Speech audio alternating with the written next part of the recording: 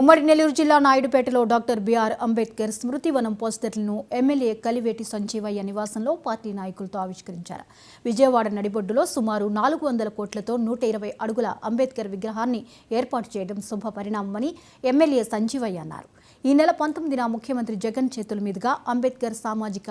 న్యాయ మహాశిల్పం ఆవిష్కరణ జరగనున్న నేపథ్యంలో అంబేద్కర్ వాదులంతా రావాలని ఆయన కోరారు. जय भीम जय भीम जय भीम जय भीम जय भीम जय जोहार जोहार जोहार अंबेडकर जोहार जय कुमार చెప్పను సైలెన్స్ जय भीम जोहार बीआर अंबेडकर जोहार बीआर अंबेडकर जोहार बीआर अंबेडकर సంతోషకరమైన విషయం ఈ రాష్ట్ర ముఖ్యమంత్రి వర్యులు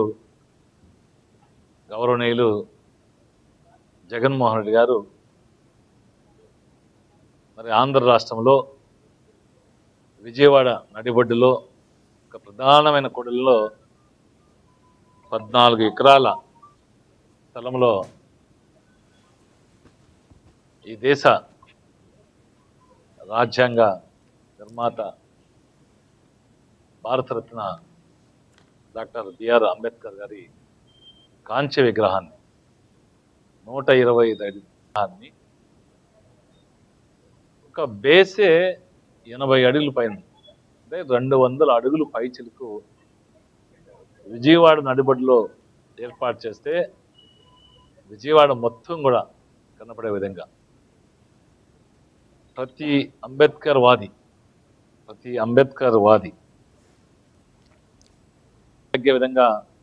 ఈ కాంస్య విగ్రహాన్ని ఏర్పాటు చేసింది. ఇంచుమించు 400 కోట్ల పైచలకు ఖర్చు చేసి మరి అదే విగ్రహాన్ని రేపు 19వ తారీఖున గౌరవ ముఖ్యమంత్రి గారి చేతుల మీదుగా ఆవిష్కరణ చేయబడతారు. సంతోషకరమైన విషయం ఈ రాష్ట్ర ముఖ్యమంత్రి వర్యులు